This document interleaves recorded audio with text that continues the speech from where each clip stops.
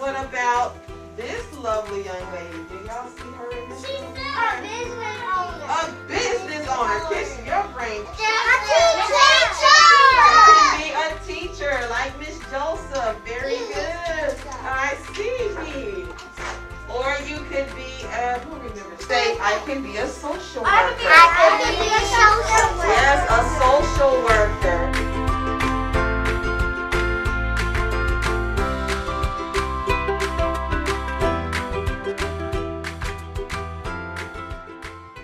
Hi everyone, my name is Martinique Brown and I am the owner and founder of Today I Want to Be. We are solving the problem of kids and youth not seeing someone who looks just like them in a variety of career fields. We are a career exploration resource for parents and educators, and through our interactive products and virtual interviews, kids and youth are able to see representation of their race and gender in career fields that they may not even know about. With every product we create, from our educational aids to our apparel and accessories, we are intentional about encouraging and helping kids and youth see that they can become anything they want to be. We are the only company who not only focuses on career exploration for kids and youth, but we also give them an opportunity to ask professionals about their careers every month during our free live virtual interviews as student co-hosts. If you are looking for a company that is dedicated to helping your child or student see that they can become anything they want to be, make sure you visit todayiwanttobe.com today.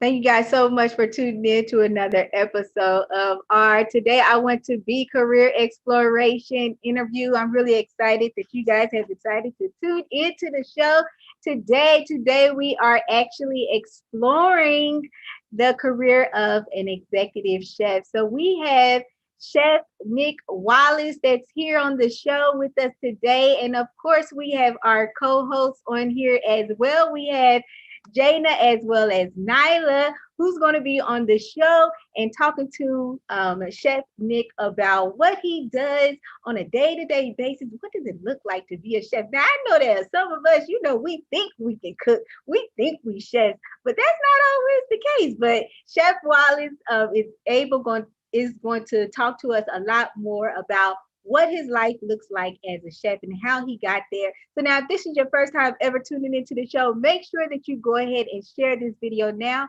Also, make sure that you give us a virtual shout out. I'm telling you, we will not bite you at all.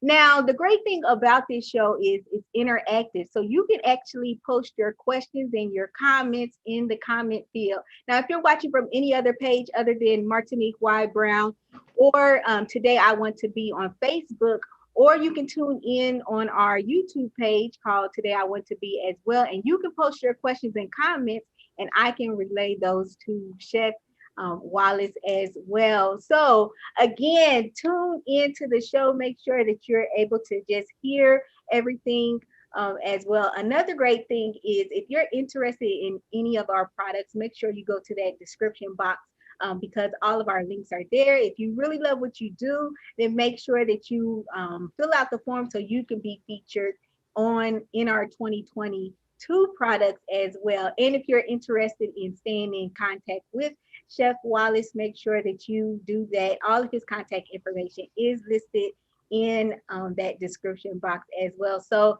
Chef Wallace, Jaina, as well as Nyla, thank you guys so much for being on the show. Thank you. Thank you for having me.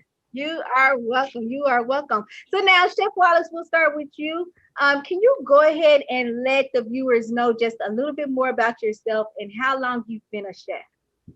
So I've been a professional chef for about 23 years. I just turned 42 last Sunday. Happy belated birthday. Thank you. Yeah, I feel like I got some skin in the game now. Maybe 20 years now. So I originally from Edwards, Mississippi, which is like 20 miles west of Jackson, where I am currently right now. Okay. And I started pretty much in the local restaurant scene here in Jackson. I started off as a dishwasher. And I moved up to prep cook. And then I, kind of win myself in on the line. But where it all got started at is my grandmother. I got a lot of my influences and a lot of my skills set from her. She's a very patient person. She has a demeanor that maybe it's a little intimidating. But she's like a force to be reckoned with in the kitchen. She knows what she's doing. She's focused too, and she works so hard too. So I honestly didn't put all of that from my childhood into my career until my 20s. Okay. I was really honestly trying to find myself as a chef. I always kept, jobs for 2 to 10 years, through my career. So I had, a great rapport, throughout my past employers. Yeah.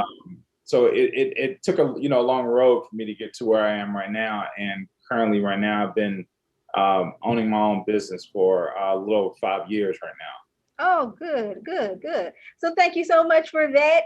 Now, what Chef Wallace did not tell you guys is he is a chop champion. That is so cool to me. I'm telling you, when I saw him I was like, we got to get this brother. We got to get him a part of Today I Want to Be. So now, Jaina, can you tell our viewers just a little bit more about you, what you enjoy doing, what grade you're in, as well as what you want to be when you grow up?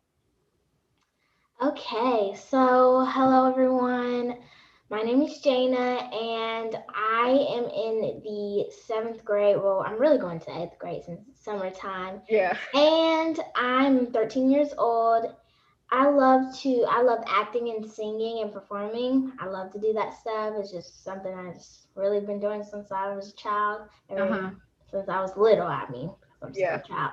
But yeah, that's pretty much about me. And I love being on the show. It's really fun to interview different people and explore. So Well, welcome, Jana. I'm so happy to have you as a co-host. So now we actually have Nyla here on the show. Now, her mom was actually a featured realtor last year. So, Nyla, me and your mom go way back, way back.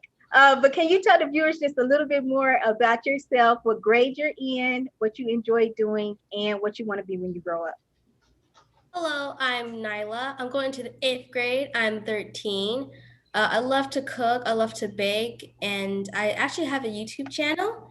Really? Girls, we're going to have to follow each other and subscribe. My channel is Nyla's Sweet Life. And what I want to be when I grow up, I want to be either a chef or a pediatrician, which is a kid's doctor, basically. Nice, nice, nice. So this is perfect for you. And then also, viewers, we will be interviewing our pastry chef on the 24th. So Thursday, we'll be interviewing her, and Nyla will be interviewing her as well. So we'll start with you, Jana. You can go ahead with your first question for Chef Nick. Okay. So the first question I have is, so you kind of answered this question already, but you said like you've been doing this since like you've been with your grandma cooking and stuff. So like what else like led you to choose to be an executive chef or just a chef in general? Well, I think the most important thing is I saw a window of not really just opportunity, but I think, I guess it could be opportunity for a lot of us, especially chefs of color. Growing up in Mississippi, the one thing that I did not see is the high end level of sophistication when it comes down to food and service. So I didn't really see that, until my 20s. But before when it first got started, it's definitely my grandmother. My family, even as 13 and 14 years old, everybody looked to me to cook because really? I had a knack for it though. I was really good, and I didn't have to have every ingredient in the recipe too. I knew how to improvise as a young age. So, going on those cooking shows and all, it's easier for me as far as how I grew up to put those things together and put magic. It's all about flavor. Yeah. And you have to approach your ingredients, that you're not intimidated about them, like what you're doing, and you have to have that confidence. So my grandmother, and then two, the window of opportunity to show others, the next generation, that you can be a culinary star, you can be all those things, and you can be from Mississippi too. My mom actually told me to move from Mississippi in my younger years when I was a chef.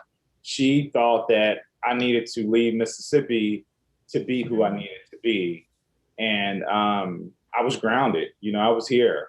And I did want to try to break that, it's a stigma because they say that you can't make it in your own state. And I'm sure it's a lot of other people, but, I'm going to prove them wrong. Yeah, that's good. That's good. So didn't you feel like it was kind of a burden though, being 12, 13 and people were looking to you to cook like that? I get asked this question about, do you ever get tired of cooking? And this is a very honest answer. Like I cook every day of my life. It's not many days that I don't touch food. Now I didn't touch it for my birthday last Sunday because my mom was in my kitchen cooking. So, but it brought joy to me to see them eating my food, and hearing all the talks and all, because that's how it got started. Well, my grandmother, when we grew up on the farm in Edwards, and all the older men went to work, and we had a pulpwood business. And a what? Pulpwood, pulp. It's pulpwood. Okay. it's paper mill wood. You know, you Okay. cut trees down, you Mhm. skin them, you log them, and you take them to the paper mill. Okay. And so they used to go to work at 6 o'clock every morning.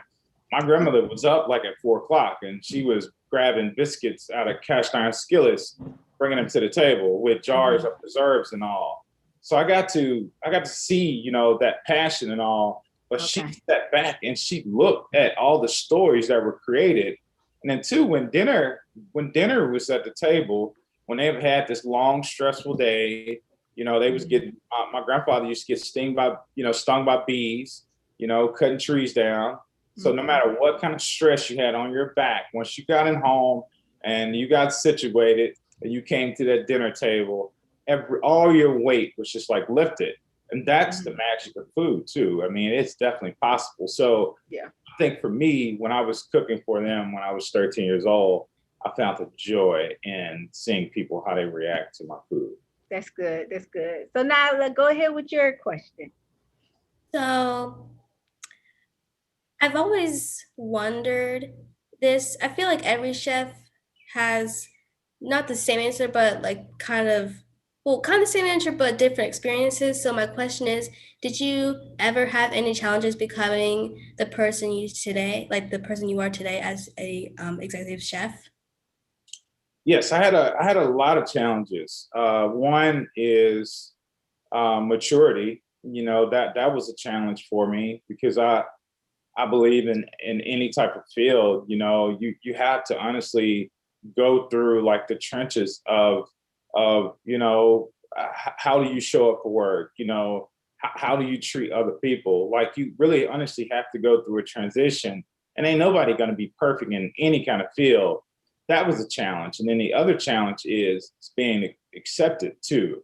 That was one because majority of the time it was hard for me to start my style of cooking because it's like everybody stereotyped me to cook braised greens, fried chicken, fried catfish, and I didn't want to be that person. I know how to cook those things with no problem, but I wanted to do a little bit more. I didn't put on this white chef coat just to do that. I put on to be me and let me speak through my food. So that was a huge challenge. And it took years after years after years. And then two, it took a lot of pain and suffering because, you have to get people to adapt to you. And then you got to have an audience, you have to be loved and liked. You have to be, you have to be in your community. You have to do a lot of that rooted groundwork. So that was a huge challenge. So, yeah. So Nyla, is that the response that you feel like a lot of chefs give? I guess just depending on what I don't want to say their childhood, but where they started off, I guess that can just they can tell us if they had more challenges or less challenges, or maybe some chefs out there never had a challenge, but I feel like most chefs do, like in different ways. Yeah. Yeah. And that's true. I mean, I think it's just depend on, who you are, where you grow up. Everybody has different things that they have to go through in order to get where they want to be. And some people, they want to be chefs, but they was like, this is too hard. No, I don't feel like doing this. And a lot of us, so many of us have so many desires to do something, but what really pushes you, what really challenges you is why you want to do it. And in those difficult times, then that's when you really have to think about, okay, I'm doing this for X, Y, and Z. And that's what's really going to get you over those, those hurdles, those stumbling blocks and things like that. So it's really important to know why you want to become something, because like Chef Nick was saying, he had different challenges and he could have just stopped at the first one. He was like, nope, I'm gonna just keep going. I'm keep going. So now, Chef Nick, why did you want to open Nick Wallace Culinary rather than just stay working at a restaurant? So this is a fantastic story. I was just talking to a group of 10-year-olds on 2 days ago. So I've done that since I was 17 years old, and I got very good at it. What, And had the culinary school? no, no, this is a summer program of SR1s. It's just local kids that inspire to see other minorities Okay. doing their thing in their own states. Okay. So I was close by, and that was one thing I could do is come by and they could see me with a chef coat on, because most of the time you can't see this here. Okay. So yeah, so I love focusing on that one plate, catching tickets, dealing with the day to day, in a restaurant. That's not an issue, but I always wanted to do more, and I didn't want to get trapped into working the line every single day, and I have no other ambitions. Then I wake up, it's time for retirement. I may open me up a nonprofit, and that's it for my career. And I just wanted to do a little bit more. So I got a chance to be a corporate chef for an international hotel group, and that was Marriott. I got to travel to Anchorage, Alaska, and I lived there every 60 days, and I came home. Wow. So I got a chance. That was my first flight I've ever taken in my life. I did a straight flight from Atlanta to Anchorage, Alaska, and make it there at 2:00 in the morning. And then I wake up, and I'm working at a resort hotel, around people that I've never seen before in my life, but it was so diversified. It taught me, so many lessons about life. But I never wanted to just do that. If I would have got trapped in that in my 20s and I didn't get Marriott an opportunity, Marriott taught me, it gave me really the groundwork for a lot of things that I take on today. I think about it, the way I dress, how I show up on time, look at people in their eyes, and how I talk. Because I believe a chef, just like a lawyer, doctor, we all are public speakers. We all are teachers. We all are mentors. We all are business people. And we even as a chef, we shouldn't be stereotyped just to one thing. And I've always wanted to not go down that route. And I wanted to do a multitude of a lot of stuff. So Nick Wallace Culinary is just the company's name. Underneath there is where I'm going to have all the restaurants. I'm opening up. I'm opening up a restaurant in the two museums, which is the History and the Civil Rights Museum, which is going to open late June, which is going to be awesome. So that restaurant is going to be right under Nick Wallace Culinary, and the same as my catering company, and it's going to be the same as my ice cream, scoop shop. So that's so cool. Yeah, and two, Nick Wallace Culinary has the nonprofit under there too. We go out to middle schools and we design recipes and menus and all, and talk to kids and mentor them and all that good stuff. So Nick Wallace Culinary is just an umbrella, and I just wanted to be a part of something that I could pass down to, the next generation, my kids. I want people to want to come to Mississippi and possibly be a part of something that we have here. Yeah. And it's all birthed here in Mississippi, which I'm super proud of. That's excellent. So now you mentioned something that I think is very important fundamentally. You talked to us about starting at Marriott. Now you already have all these ambitions and goals, but you talked to us about starting somewhere first and being able to learn where you were working at. Talk to us about sometimes you have to start maybe where you don't want to stay for the rest of your life, but taking advantage of where you're at and learning those tools so that you can take it to the next level of what you want to do. Yeah, very, very important what you just said. And to be honest, I wasn't completely, focused on that, but I knew it was something that I had to do. And then I had a few people in my life, including chefs, to say, hey, you need to go through the process. You got to go through boot camp. You got to go and learn, because honestly, I was a little sloppy, immature. I a lot of things that, it was just getting me by. And I wanted a little bit more than that.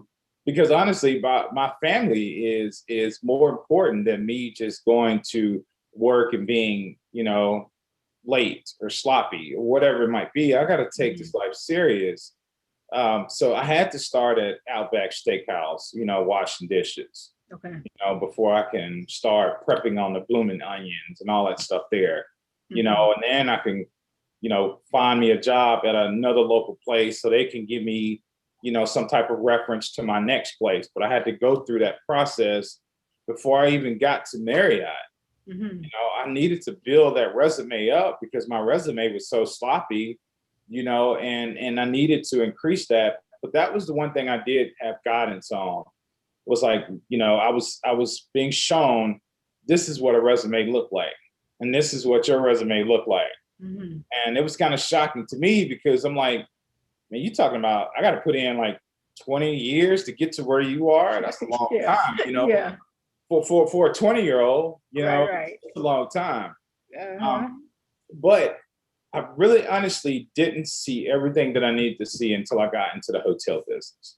Okay. Because it wasn't about local foods, really. It wasn't about local foods. It was about, this is a business. We have your specs about what type of items you're supposed to buy. We have pictures, we have specification books, you have food costs, you have daily checklists. Like, as a chef, before even a corporate chef, as a chef, I had a checklist that talked about what I was supposed to do every 30 minutes. And you're talking about a 12, 14-hour shift. Think about doing that just for a year. Think about what that can do for you. Yeah. Then on top of that, you got to show up for corporate meetings. You got to show up in the lobby. You got to announce this. You got to speak up for this group. Now you're talking about, a kid that has never been forced to go out and do that. So, and I'm naturally kind of shy at that point. I was really shy. So, people gave me chances though, because I didn't get it right, and I learned so much. But the hotel business, I got to give it plenty of thumbs up, because that was my boot camp for my life, for me to make it where I am. Now you mentioned a corporate chef. What is a corporate chef? So a corporate chef is, everybody works for a corporation, but a corporate chef has the direct connect with the corporation. And you are assigned, different properties. It may be 2, it may be 6, it may be 30. And you are, you go put out fires too when you have to. So if you have issues with, food costs is most of the biggest thing. And then you got labor costs.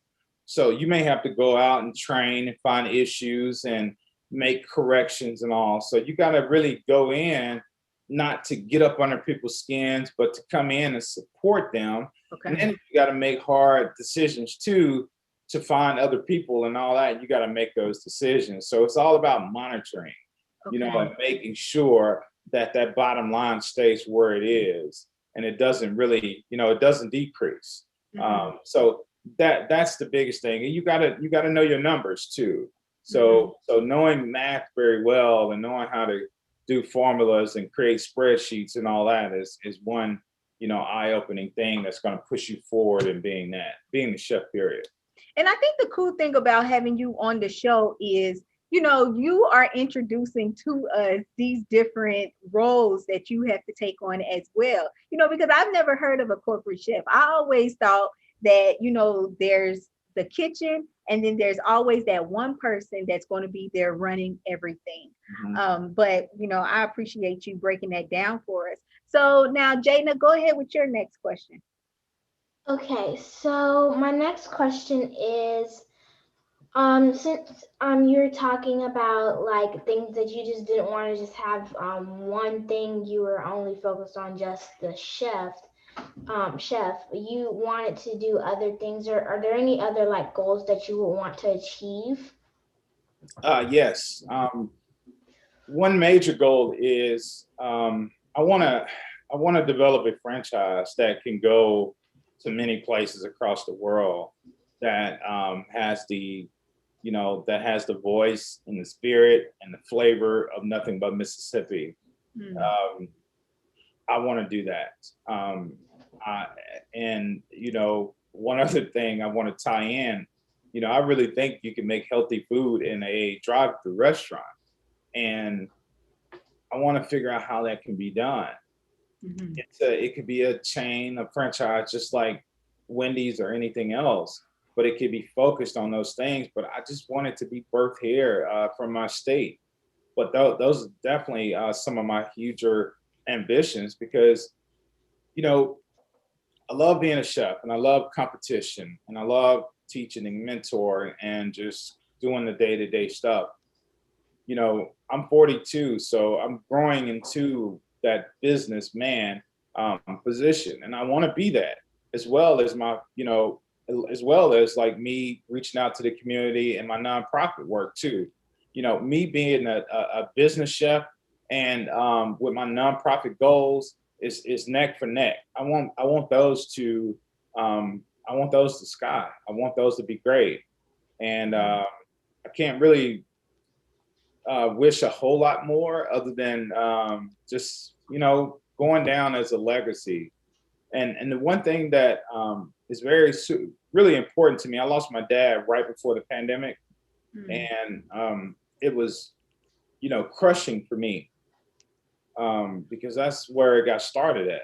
My dad, the farm, his mom, my grandmother, and we have a universal curse that goes in our family that a lot of the males don't live to see, about mid 60s. I'm 42 right now. I have an ambition to go even further in my life. So a lot of the males that my uncles and my father, my grandfather, I don't have any of them. Oh wow. The women in my life are super strong. My mom, I have both of my grandmothers. So it's important to me to stick around as long as I can. But it's more important to me is to have a structure built that can continue on. I got inducted into a museum in Mississippi in Meridian called the Max Museum. And I thought it was just, I thought you had to be dead to be in a museum, to be honest. That's my naive mind. And when they called me and wanted all this stuff and come down to the museum, let's talk about it, they wanted to feature 5 chefs in there. All the other 4 chefs, they're huge star chefs. I'm the only Black one in there, the only chef of color. So, it's working, and my grandmother always called me the golden child for the family. And I just want to keep that going on, but I just want it to have a lot of seats that people can sit in too. So this whole world is different for me because, I want placement, in this life, no matter if I'm here or not. So I know I just got to put in a lot of hard work to get it. Yeah, that's good. That is so good. And we can definitely see like how much you want to give back and to your community and things like that. What was you about to say, Jana? I just wanted to say, I think that's really good about what your desire is. I'm sorry about your father, and I also think that it's really good that you want to put out healthy food in drive-thrus because I think like you don't really find a lot of like healthy food in a drive-thru. It's really mostly like fries, chicken, burgers, something like that. And that's a lot of those. So it would be nice to also have some healthy food. Like I do see some restaurants who have drive-thrus with good food, like grilled chicken, greens, rice, something like that. But I think it would be good to expand more restaurants that put good food that's not just healthy but also tastes really good to include lots of people because all kids don't like broccoli and stuff. So I think that when you add that special taste to your food, I think it's going to make everybody feel that Mississippi taste, that good delicious food, and that's healthy for everyone to enjoy. And it can also be in the drive-thru to make people to easier access to the food if they can't go inside. So I just think that I hope and pray that really works for you. Well, look, when I need a commercial done for it, I'm calling you. Right. I will accept the job. I will come. So now, what's your next question, Nyla? Okay, So this is more of a fun question, in my opinion. My question is, have you ever cooked a meal for a celebrity? Ooh. A celebrity, yes. So and he's a Mississippian too. So Morgan Freeman. Oh, wow. Yeah. So was it on set? No, I got an opportunity. Morgan Freeman actually used to be in the restaurant business. Mhm. He has a blues, they call it like a blues joint. It's Okay. in Clarksdale, Mississippi. But he also used to have a French fine dining restaurant called Medidi. And he was having some issues there. So um, um, Bill Luckett, a real good friend of Morgan Freeman's, they called me and asked that I can come down and consult. And this is right after having like a celebrity dinner there. So that was my first time meeting him. So I got a chance to just kind of, stick my nose in and I got a chance to cook. And I thought that was super, super awesome. That is cool. That is cool. So now, can you just tell us how, to still stay professional in these different areas that you're in? Because you talked to us about being inducted in the museum. You're the only Black person. Sometimes that can be a little intimidating. And then, you're cooking for, celebrities. You was on Chopped. You had to keep your cool on that show as well. So talk to us about how to, just maintain that professionalism in the different areas that you have to navigate. Well, I think because it's more important to me than coming in and showing out, in a way. I want to be the best version of myself. Yeah. And two, to be honest, I'm in grocery stores every day or 5 days a week. Like I'm in schools. I mean, I stay on kind of a busy street. So, when I'm walking my daughter out to the bus stop when school was in, like, I am, visible in a way to Yeah. a lot of people.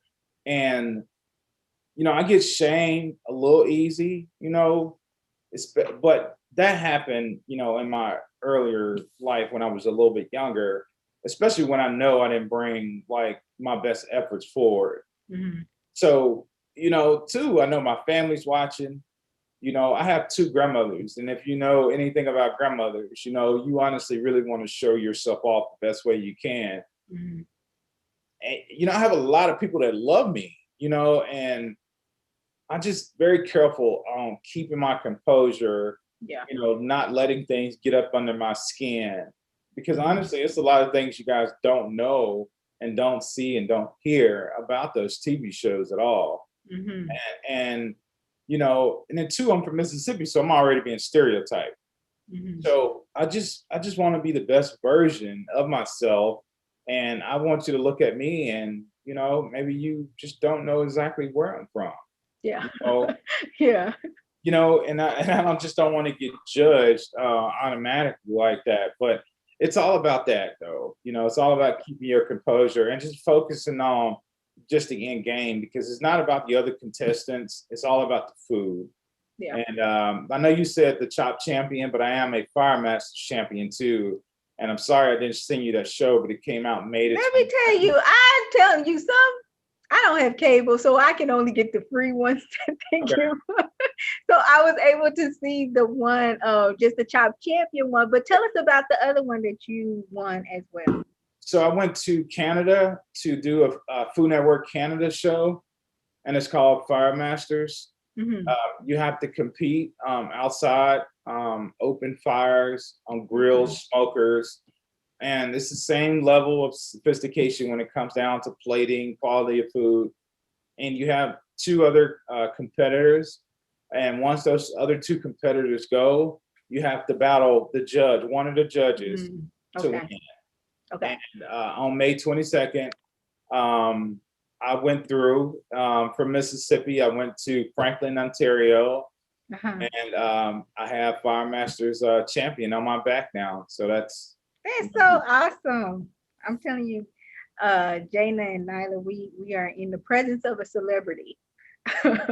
Oh, so now my question to you, because I know you mentioned a couple of things, in regards to, being a Black chef and things like that. But do you think that the restaurant industry is a level playing field for Black people?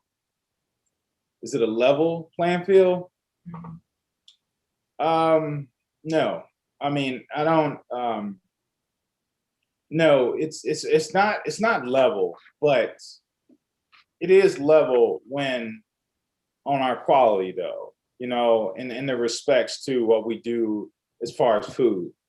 It is a level playing field there. And I think we just got to push ourselves to go as high as we want. But I don't think it's not a level playing field when it comes down to who getting notice and recognition versus the one that is. And I've never been in a world that I'm never going to take nobody recognition from them, because it's not my ultimate decision anyway. I don't run the world.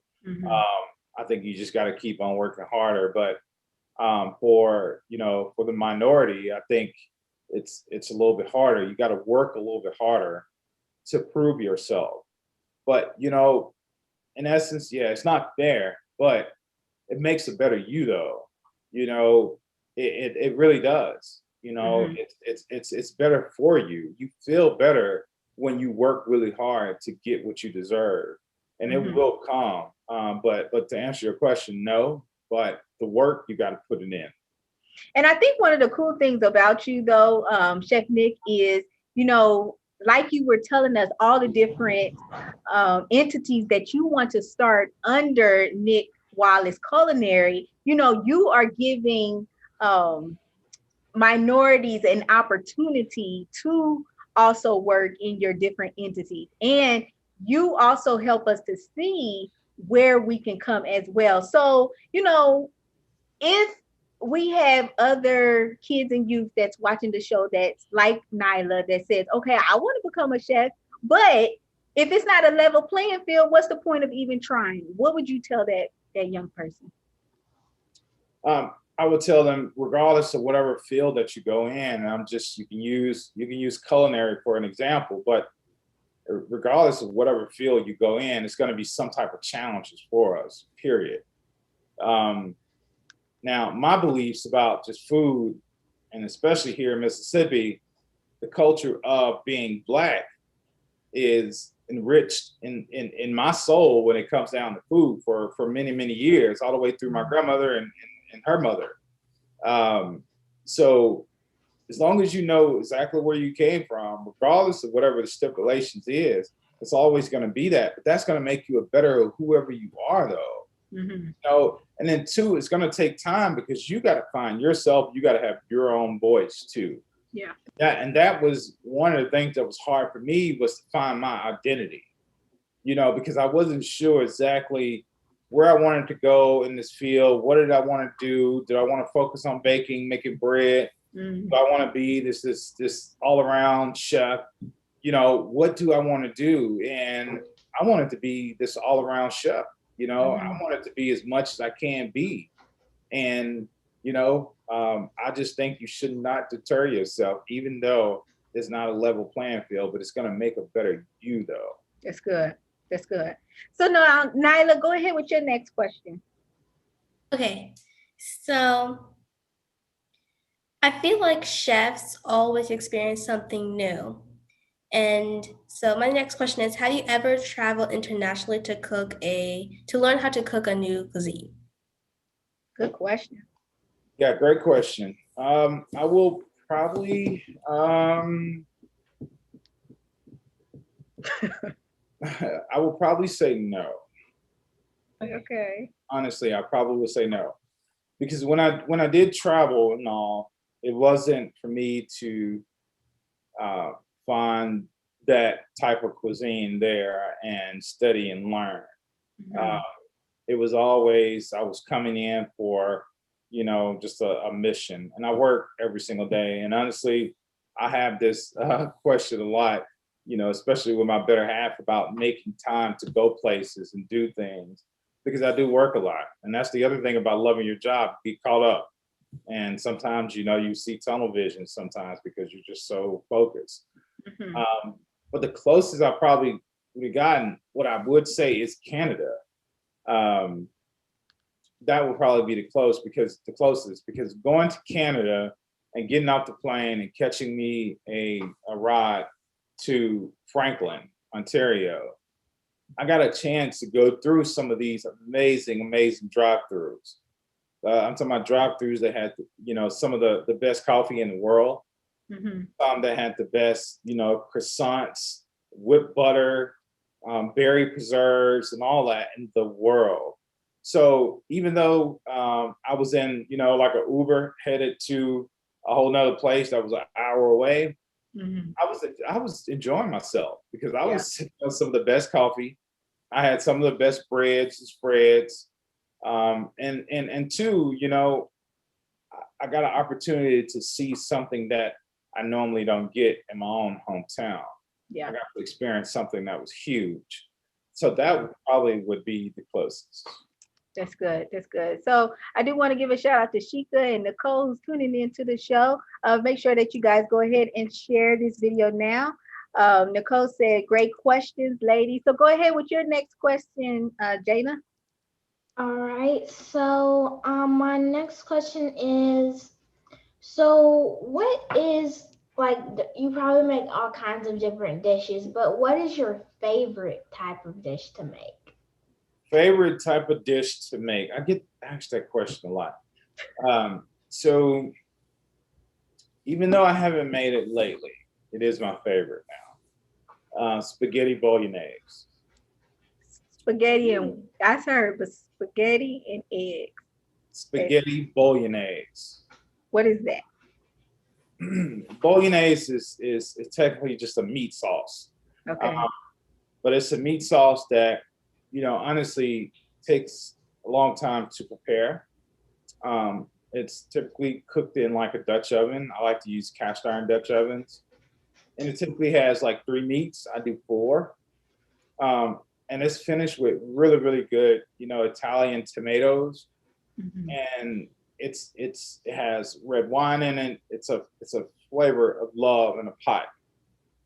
And then to set that part off, you are making fresh pasta.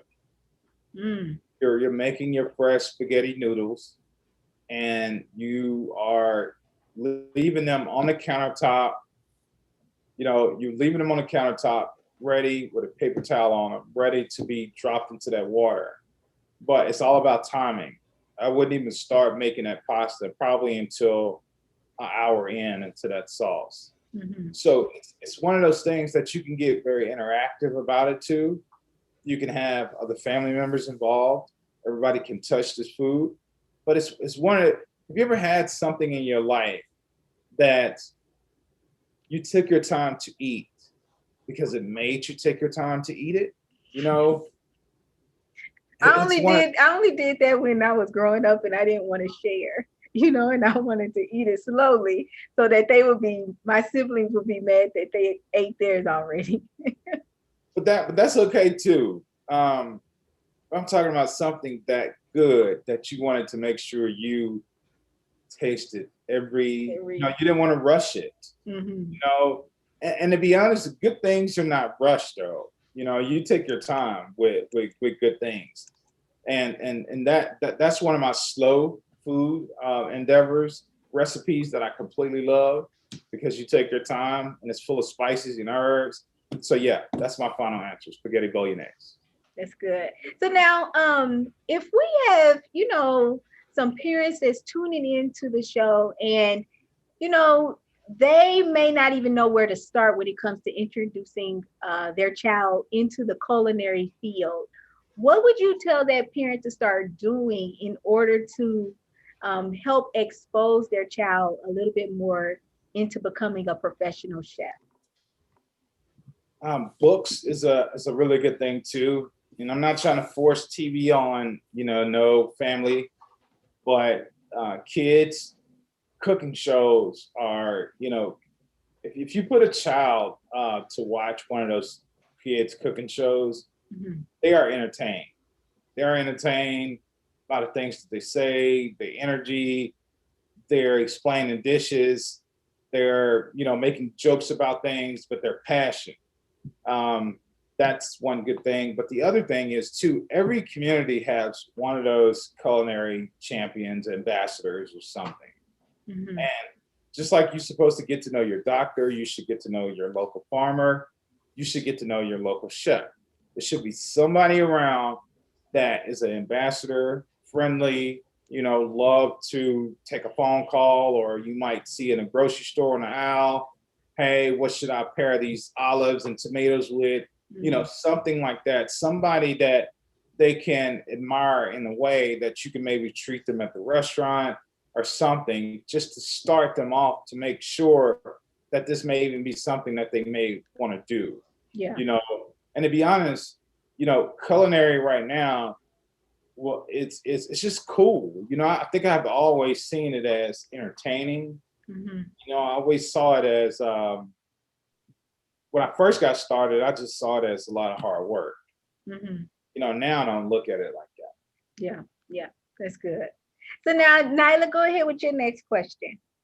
Okay, so as you were speaking of your favorite meal, I said to myself, well, as a chef, this gotta be something, you gotta know the basics. So my question is, what are 5 meals that all chefs should know how to cook and why? Oh, that's a good one. Yeah, it's a good one. 5 meals. You should know how to scramble an egg. You know, and you should know how to scramble an egg because, you know, everything you do in food, everything should not be handled aggressive. You know, you honestly have those things that you got to be very gentle with, and handling eggs, scrambled eggs, you really honestly have to be gentle, and you should not leave your skillet on the stove the whole time while you're scrambling eggs. Really? It's yeah, you cook it for 10, 15 seconds, you take it off. It's one of those things, you know, it will build that scale on the bottom. And that's not a scrambled egg. Like you don't want, you know, crispy skin. That's not a scrambled egg. And the second is going to be an omelet. That kind of compares it the same in a way. Mhm. But an omelet, you know, it's the same. You got to be very gentle with an omelet. And you don't have to flip and all that stuff there and waste stuff. Yeah. It's really about folding, you know, Okay. it's about folding, being very gentle, you know, and putting small ingredients in there that complements the egg, that doesn't overpower the eggs. But omelets is a strong dish, very strong dish. So that's number 2. Mhm. Number 3, I would say a tomato sauce will be one. Mm. A tomato sauce is so versatile. You know, you could do it. You could take it any different direction. So tomato sauce is one of those keys, like of a mother sauce that you just got to know. The other one I would say is a vinaigrette. Really? Yeah, you need to know how to make a vinaigrette. You know, you need to know the balance between oil and vinegar. You know what it takes to emulsify it, brings it together. All dressings doesn't have to be like a mustard consistency. Doesn't have to be that. It's all different type of vinaigrettes that you can do. Some, you know, oil and vinegar, if you like to eat it like that, it's going to have separation and all.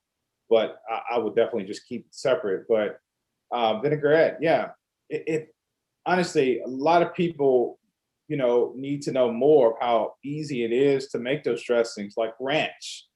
You know, we can make those things at home. We can make balsamic. We can make, you know, red wine, apple cider vinegar, all those things like that. And you can buy like these jars and all just to do it the same way as the stores do, and you can make your own dressing. But that's something that will entertain a kid too. And that's something that will get them to maybe eat more salads, and it will be like a chain reaction too. And it can sell them. That would be a great thing to sell too for a kid. Especially Entrepreneurship. Yeah. So one more. We got one more thing. All right, one more. I'm going back to 2 of the things that I said. You have to know how to boil an egg. Now, you know what? That is something that a lot of people, I myself, had to like perfect. But tell us the correct way to boil an egg. So the way I was taught how to boil an egg is I start to boil an egg in cold water. And my granny always add salt to hers, but she definitely adds this other ingredient. But I don't add salt to mine. I just only do vinegar. So my grandmother do salt and vinegar. I only do just a small cap full of vinegar. Bring it up to a boil, and the way that I check if I'm doing a just a hard boiled egg is I let it cook for 6 minutes. And I wish we had it. I wish we was cooking right now. I would love to show you this. We wish we were cooking too, and we wish you could virtually give it to us. So on the egg, the more pointy part of the egg, for 7 minutes, take it out of the water, sit it on top of a kitchen towel or a paper towel, let it chill, just a bit. I'm talking about just like only a minute. Don't let it chill too much. Take it and spin it just like you're spinning a toy. Spin it on the pointy end. If it spins and it doesn't wobble and it just goes straight up, it's completely cooked. You have no shake in the yolk at all. None. I'm telling y'all, you can't get this information anywhere else, y'all. I have never put any salt, I never did no spinning, none of that stuff for my boiled eggs. We definitely appreciate that. So now, what is one thing that you would actually tell yourself, Chef Nick?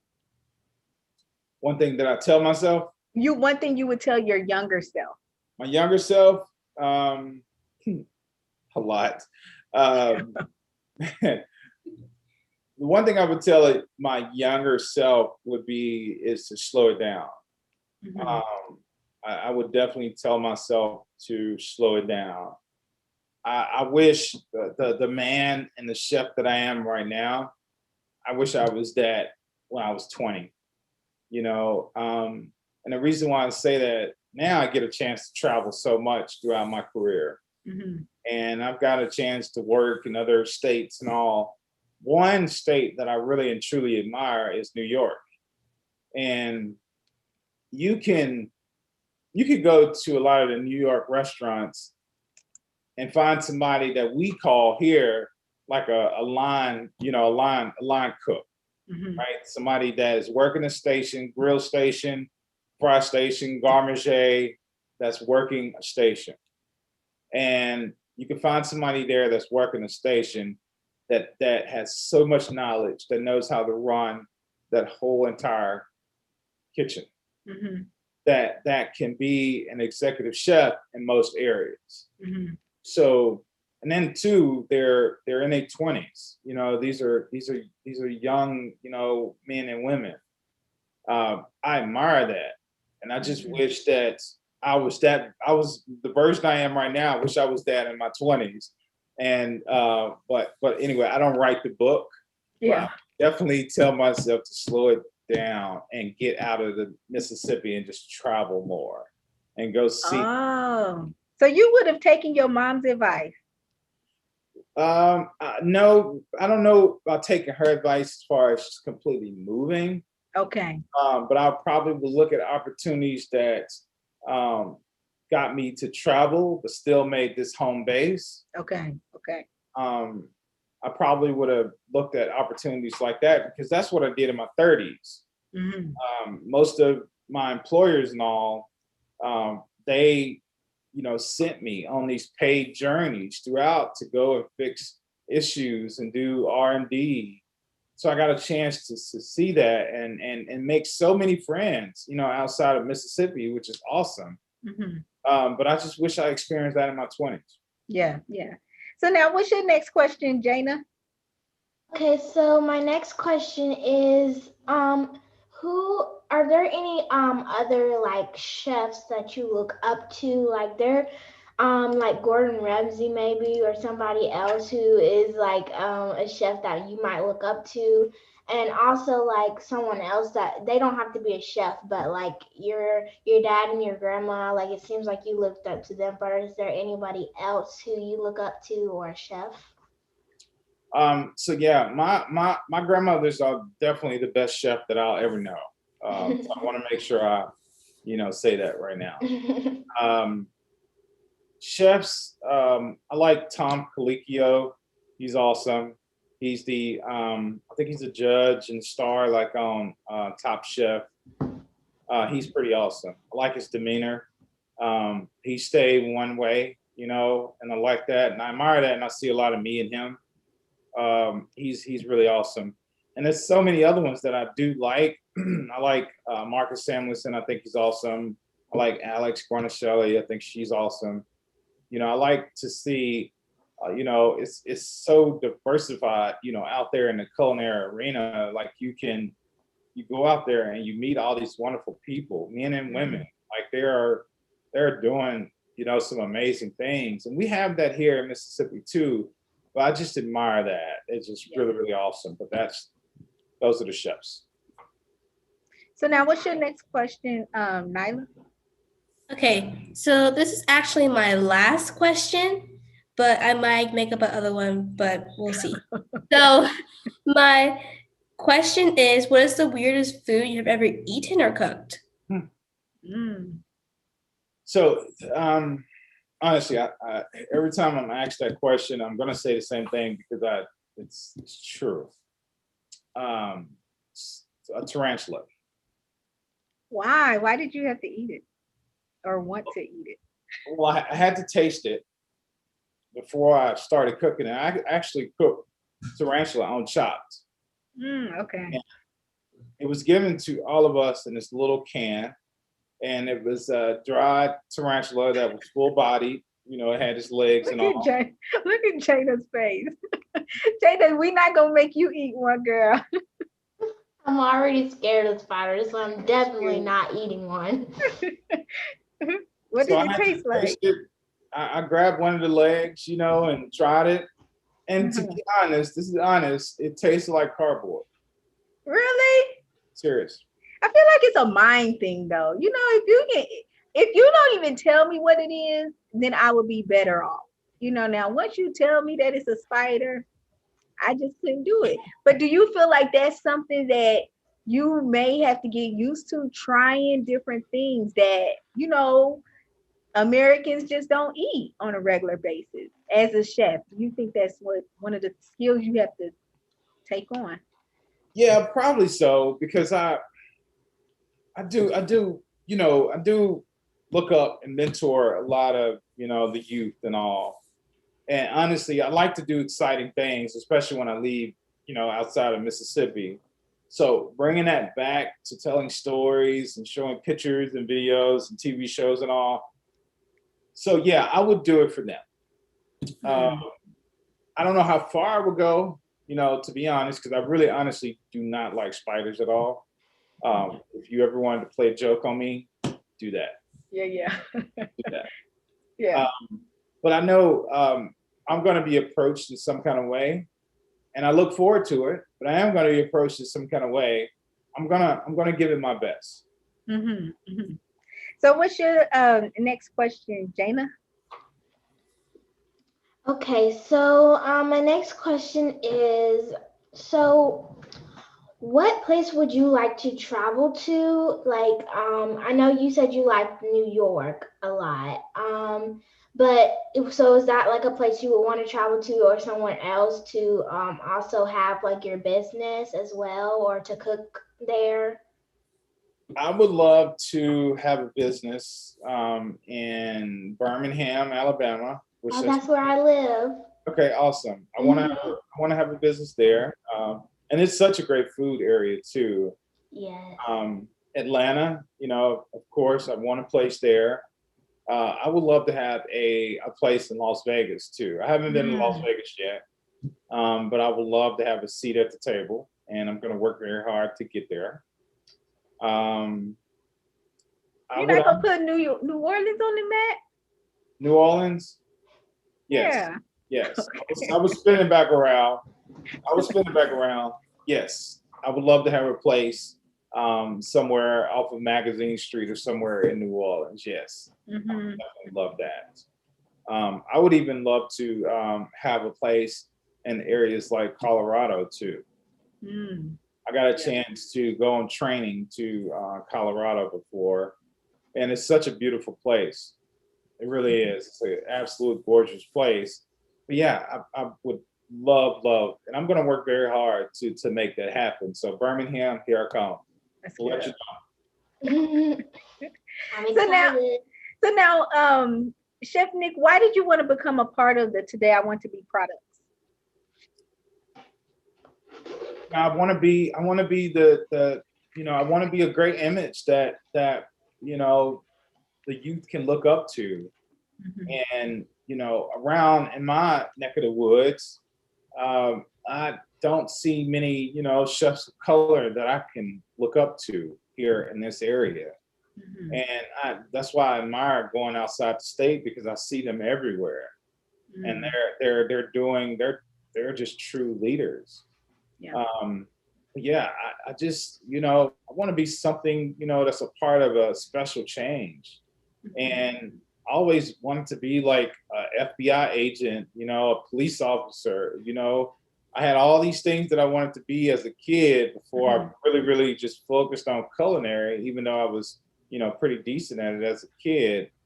But I always looked up to so many, you know, when I was a kid, it inspires you, it motivates you to get off your butt and go seek it, reading books and applying yourself, you know, even harder. So Mhm. this right here is a special moment to even be recognized as that. But you know, it's just definitely an honor, a special place to be. Definitely. Well, we definitely appreciate you for being a part of Today I Want to Be. But I do have a question for you. I know that you were saying as you was growing up, your grandmother and your dad and your family members were very influential in you enjoying and loving cooking. If you didn't see any other chefs like that's black chefs, what gave you that motivation to say I can do this too?